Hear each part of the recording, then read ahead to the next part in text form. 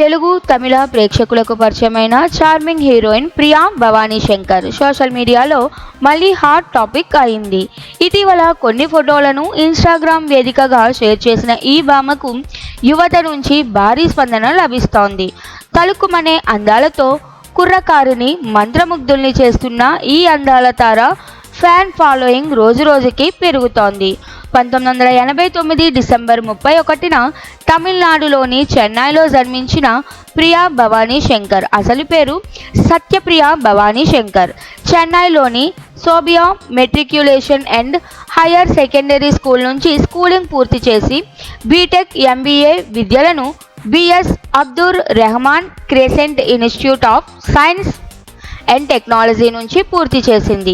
Career ఆరంభంలో TV ప్రెజెంటర్గా పనిచేసిన ఈవిడ 2017లో తమిళ చిత్రం మేయాద్ మాన్తో హీరోయిన్గా ఎంట్రీ ఇచ్చింది. తొలి చిత్రంతోనే హిట్ కొట్టి టాలీవుడ్, కోలీవుడ్లో మంచి గుర్తింపు సంపాదించింది. 2018లో కార్తీ సరసన నటించిన కడైకుట్టి సింగం తెలుగులో చిన్నబాబులోనూ మెరిసింది. 2023లో యువ కథానాయకుడు సంతోష్ శోభన్ సరసన కళ్యాణం కమనీయం ద్వారా తెలుగు తెరకు పరిచయమైంది. అదే ఏడాది నాగ చైతన్య నటించిన వెబ్ సిరీస్ దూతలో కథానాయికగా నటించి మెప్పించింది.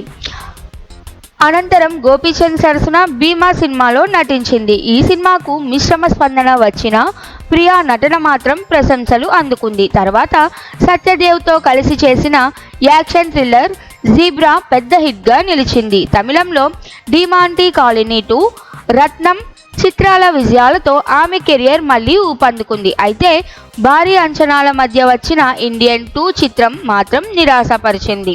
ప్రస్తుతం ప్రియా భవానీ శంకర్ ఇండియన్ 3, డిమాంటీ కాలనీ 3 చిత్రాల్లో నటిస్తోంది. స్క్రీన్పై గ్లామర్తో పాటు పర్ఫార్మెన్స్తోనూ ఆకట్టుకునే ఈ బ్యూటీ వరుస అవకాశాలతో కెరియర్ను విజయపథంలో ముందుకు తీసుకెళ్తోంది.